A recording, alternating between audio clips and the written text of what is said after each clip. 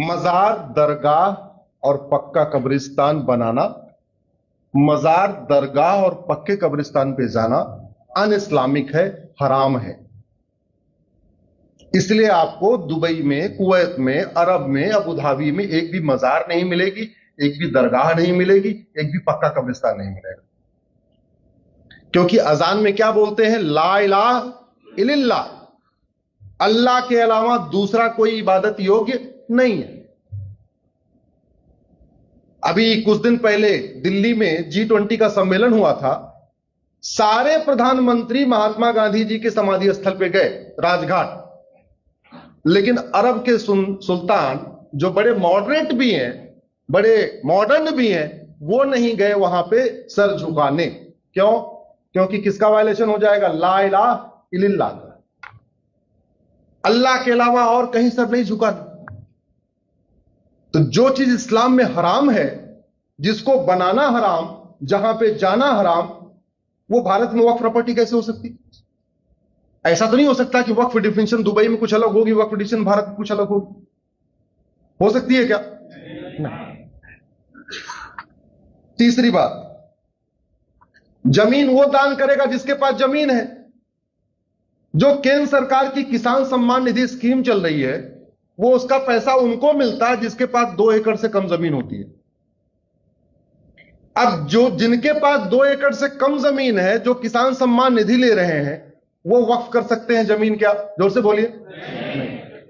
जो सक्षम है वो कर सकते हैं, लेकिन जो सक्षम है वो बता नहीं रहे कि हमारे पूर्वज ने कितने किया। मैं पब्लिकली कई बार बोला कि मदनी साहब एक बार ये बताएं उनके पिताजी ने, उनके दादा ने कितनी जमीन वक्फ किया। ओवैसी साहब ये बताएं उनके पिता और उनके दादा ने कितनी जमीन वक्फ किया। दुरानी साहब बताएं, बुखारी साहब बताएं, बाकी छोड़ो, मुंबई में आपके बहुत बड़े करोड़पति अरबपति हैं। सैफ अली खान बताएं उनके पिताजी ने कितनी वक्फ किया। शाहरुख खान बताएं उन्होंने कितना वक्फ किया। सलमान खान बताएं उन्होंने कितना वक्फ किया। अरे भाई, जमीन दान करेंगे तो कागज होगा कि नहीं होगा? होना चाहिए कि नहीं? तो कागज दिखाने में कोई शर्म है क्या? बिरला जी पूरे देश में बिरला मंदिर बनवाते हैं, धर्मशाला बनवाते हैं, वो तो कागज दिखा रहे। पूरे देश में जैन समाज के लोग जैन धर्मशाला बनाते हैं, वो तो कागज दिखाने के लिए तैयार है। पूरे देश में माहेश्वरी समाज के लोग माहेश्वरी धर्मशाला बनाते हैं, वो तो कागज दिखाने के लिए तैयार है। अग्रवाल समाज तैयार है, माहेश्वरी समाज तैयार है, जैन समाज तैयार है, खत्री समाज तैयार है, सब अपनी कागज दिखाने के लिए तैयार है कि हमने कहां दान किया। तो कोई फूफा है क्या कि नहीं हम आपको नहीं दिखाना पड़ेगा, बाकी सबको दिखाना पड़ेगा? यही चलेगा क्या? नहीं। अब इस कानून से दिक्कत कैसे हो रही है? इतनी अनलिमिटेड पावर दे दिया जो दुनिया में कहीं नहीं है। दिक्कत यह हो रही है, लैंड फंडामेंटल राइट नहीं है। Land is not a fundamental right. तो जो फंडामेंटल राइट नहीं है, वो आर्टिकल 25, 26 का पार्ट कैसे हो गया? इसका मतलब लैंड आर्टिकल 25, 26 का पार्ट ही नहीं है। इसलिए जिस दिन मैं पार्लियामेंट गया था जेपीसी में, सारा अपोजिशन वॉकआउट कर गया था, क्योंकि लगातार वो इतने दिन से एक ही झूठ बोल रहे हैं कि वक्फ जो है हमारा आर्टिकल 26 का 25 का मुद्दा है, ये मजहबी मुद्दा है, ये धार्मिक मुद्दा है। सच्चाई है, वक्फ प्योरली जमीन का मुद्दा है, ये फंडामेंटल राइट का मुद्दा ही नहीं है। और जमीन का मुकदमा डिसाइड करने के लिए कोई बोर्ड ट्रिब्यूनल हो ही नहीं सकता। जमीन का मुकदमा डिसाइड करने के लिए कहां शुरू होगा? रेवेन्यू कोर्ट से। जमीन के मुकदमे के लिए ऐसा नहीं हो सकता मजहब के आधार पर अलग अलग ट्रिब्यूनल होगा, अलग अलग बोर्ड होगा। यह शुद्ध रूप से क्या मुद्दा है? ये लैंड का मुद्दा, ये धार्मिक मामला ही नहीं है। लेकिन झूठ परोसा जा रहा है, परोसा जा रहा है। उनका नेटवर्क इतना तगड़ा है, उनका सिस्टम इतना तगड़ा है, फेसबुक पे उनकी प्रेजेंस इतनी तगड़ी है, तो झूठ फैलाते जा रहे हैं कि हमारा तो धार्मिक मुद्दा, धार्मिक मुद्दा। धार्मिक मुद्दा कहां से हो गया? प्योरली सिविल मुद्दा है ये तो। भारत में और भी ट्रिब्यूनल हैं, मुझे कोई एक ट्रिब्यूनल बताइए जो रिलीजन के आधार पे हो। जीएसटी ट्रिब्यूनल है, सबके लिए है। इनकम टैक्स ट्रिब्यूनल सबके लिए, एनजीटी सबके लिए, एनसीडीआरसी सबके लिए, क्लैट एनक्लैट सबके लिए। कोई ट्रिब्यूनल किसी रिलीजन के लिए है क्या? तो फिर यह कैसे हो सकता है? रिलीजन के आधार पे कोई ट्रिब्यूनल हो ही नहीं सकता, और रिलीजन के आधार पे जमीन का डिस्प्यूट किसी ट्रिब्यूनल में चल ही नहीं सकता। आप बताइए सारे अधिवक्ता, है कोई? जमीन का मुकदमा तो वहीं चलेगा, पहले नीचे जाएगा, एसडीएम के यहां जाएगा, फिर एडीएम के यहां जाएगा, फिर डीएम के यहां जाएगा, अलग अलग डिपेंड करता है। आपके यहां महाराष्ट्र में क्या व्यवस्था मुझे नहीं पता, यूपी में तो सबसे पहले चकबंदी अधिकारी के यहां जाएगा, फिर एसओसी के यहां जाएगा, फिर डीडीसी के यहां जाएगा, फिर वो हाईकोर्ट चकबंदी कमिश्नर के यहां जाएगा, फिर हाईकोर्ट, फिर सुप्रीम कोर्ट, ऐसे चलता है। लगभग इसी से मिलती जुलती व्यवस्था आपके यहां भी होगी। ट्रिब्यूनल में थोड़ी चल सकता है, बोर्ड में थोड़ी चल सकता है। तो ये वक्फ बोर्ड कर क्या रहा है? ये दो काम कर रहा है। चूंकि इसका हेडक्वार्टर हमेशा स्टेट कैपिटल में होता है, तो स्टेट कैपिटल से 400-500 किलोमीटर के जो दूर लोग बैठे हैं, उनमें जो अमीर होते हैं, उनको तो नोटिस भेजता है, परेशान करता है, एक्सटॉर्शन करता है। उनको बोलता है भाई एक काम करो, आओ, आ जाओ मुंबई। अब नागपुर यहां से कितना किलोमीटर होगा? 500-600 किलोमीटर होगा, 500 होगा, 800 है, ठीक है। अब 800 किलोमीटर सोचेगा यार नागपुर से मुंबई जाना आना जाना आना, एक काम करो 5-10 लाख रुपए देखो, इसको निपटा लो। तो पहला काम वक्फ बोर्ड क्या कर रहा है? नोटिस भेज के एक्सटॉर्शन करता है। दूसरा वक्फ बोर्ड क्या काम कर रहा है? नोटिस भेज के कन्वर्जन कर रहा है। झाबुआ से भोपाल 700 किलोमीटर दूर है, झाबुआ में वो नोटिस भेजता है आदिवासियों को। आदिवासियों ने कभी अपने लोकल थाना देखा नहीं, कभी उन्होंने लोकल तहसील नहीं देखी, आदिवासियों कोर्ट कचहरी में चक्कर ही नहीं होता, और नोटिस भेज के वो कह रहा है काम करो तुम्हारा पूरा गांव वक्फ प्रॉपर्टी है। बोले क्या करना है? बोले भोपाल आओ जवाब देने। उन्होंने कभी अपना झाबुआ का डिस्ट्रिक्ट हेडक्वार्टर तो देखा नहीं, वो भोपाल बेचारे कैसे पहुंचे? बोले फिर क्या करें? बोले कन्वर्ट हो जाओ तो बच जाएगा। भारत में इससे घटिया कानून हो सकता है क्या? और इसको बनाने वालों से घटिया सरकार कोई हो सकती है क्या? इसको बनाने वालों से घटिया प्रधानमंत्री कोई हो सकता है क्या? इसको बनाने वालों से घटिया कानून मंत्री, घटिया गृह मंत्री कोई हो सकता है क्या? लेकिन सब कुछ इसलिए चल रहा है, हम सारे लोग जानते हुए भी अपने तक अपनी जानकारी लेकर बैठे हुए उसको एक्सपेंड नहीं कर रहे, उसको आगे नहीं बढ़ा रहे। एक तरफ एक्सटॉर्शन हो रहा है, एक तरफ कन्वर्जन हो रहा है, अमीरों से एक्सटॉर्शन, गरीबों का कन्वर्जन, और कह रहे हैं ये हमारा आर्टिकल 25-26 का मुद्दा है, सीधे सीधे लैंड का मुद्दा है। और नतीजा क्या हुआ? इसने 10 लाख एकड़ जमीन कब्जा कर लिया। भारत दुनिया के 50 देशों का क्षेत्रफल 10 लाख एकड़ से कम है, और 50,000 एकड़ इसने आजादी के पहले कब्जा कर रखा था। लेकिन जो ज्यादा कब्जा हुआ है वो 1950 के बाद हुआ है, नेहरू वाले कानून से। नेहरू वाले कानून से केवल 2.5 लाख एकड़ कब्जा हुआ था, और जो ज्यादा कब्जा हुआ है वो 1995 नरसिम्हा राव वाले कानून से हुआ है। और उससे भी खतरनाक कब्जा शुरू हुआ 2013 में मनमोहन सिंह वाले कानून से। जो तेजी के साथ कब्जा होना शुरू हुआ है वो 2013 के बाद शुरू हुआ, जहां यह कर दिया कि जहां हाथ रखा वही तुम्हारी जमीन। पार्लियामेंट को बता दिया वक्फ बोर्ड की प्रॉपर्टी, 1,500 साल पुराने मंदिर को बता दिया वक्फ प्रॉपर्टी, 3-3 हजार साल पुराने गांव को बता दिया वक्फ प्रॉपर्टी। जितनी ऊसर जमीन है वक्फ प्रॉपर्टी, जितनी बंजर जमीन है वक्फ प्रॉपर्टी, जितना खेल का मैदान है वक्फ प्रॉपर्टी, नदियों की किनारे की जमीन वक्फ प्रॉपर्टी, पहाड़ों की जमीन वक्फ प्रॉपर्टी।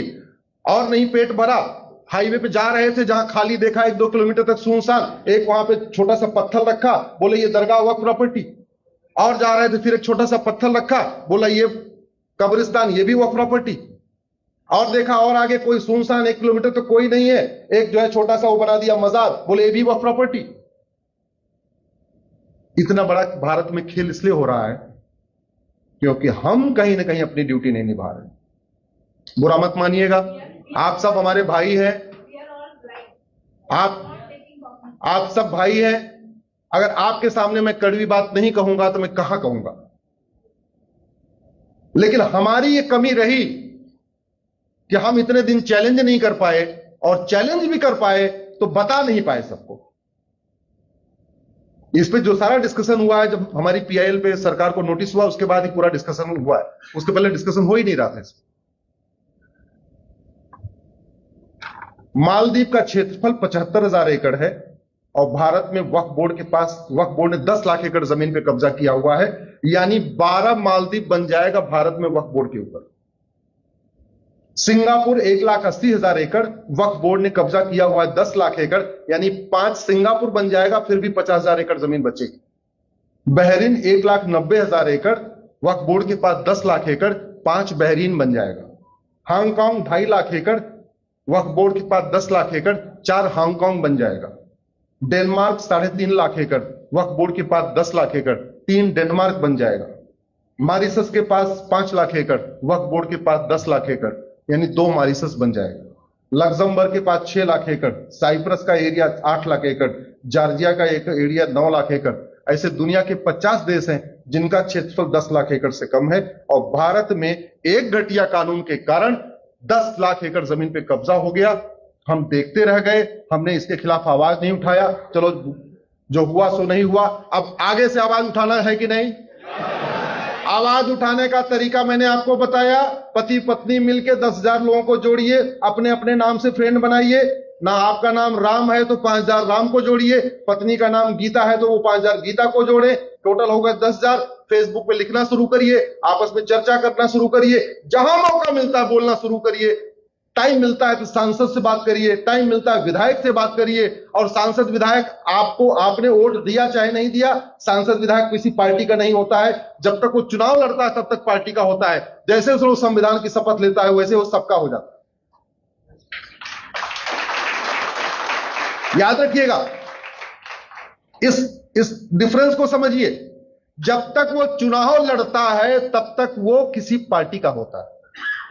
पार्टी उसको 10 लाख वोट से भी जिता दे तब भी वो सांसद नहीं कहलाएगा जब तक कि वो शेड्यूल 3 की शपथ नहीं लेगा।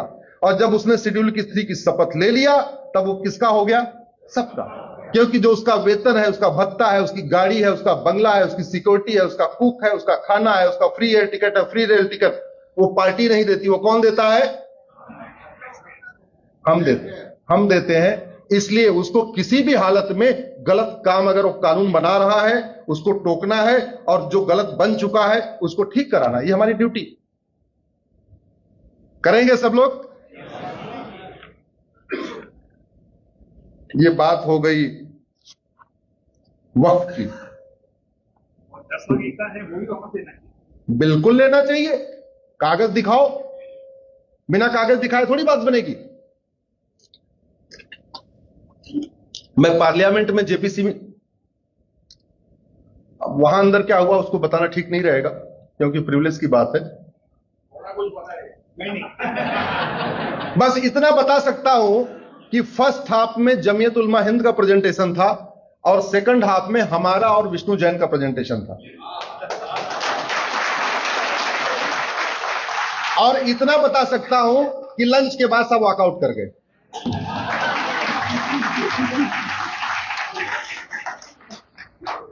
उसमें नोट्स में क्या लिखा वो नहीं बता सकता हूं। हम 2 बोरी पेपर लेके गए थे क्योंकि 35 का सेट बनाना होता है, 31 मेंबर और 4 उनका जो जेपीसी का स्टाफ होता है सेक्रेटरीट का, उसके लिए तो 35 सेट देना था। हमारे पास 5 डॉक्यूमेंट थे, उन 5 का 35 सेट बनाया था। तो हम 2 बोरी भर के ले गए थे, बोरी इतनी बड़ी बड़ी। तो वहां की जो सेक्रेटरी थी, आईएएस ऑफिसर, वो बोली कि सर अभी लंच ब्रेक होगा तो एक काम करिए, लाइए मैं इसको टेबल पर रखवा देती हूं। हमने कहा ठीक है रखवा दो। और लंच ब्रेक तक सब कुछ सही था। जैसे लंच के बाद दोबारा बैठे, भगवान जाने कौन सा पन्ना पढ़ा, तुरंत जोर जोर से अंदर से आवाज आई और वॉकआउट हो गया। सरकार ने 44 इसमें अमेंडमेंट पेश किया है, 44, राइट। लेकिन अभी भी वो एकदम बिल्कुल दुरुस्त नहीं हुआ। आर्टिकल 14-15 के स्पिरिट में अभी भी नहीं आया। हमने 22 अमेंडमेंट और बताया है, तो टोटल कितना हो गया? 66। अब मुझे आप बताओ, जिस पहिए में 66 छेद हो जाए उसको पंचर बनवाना चाहिए या पहिया बदलना चाहिए? यही बात मैं बोल के आया हूं।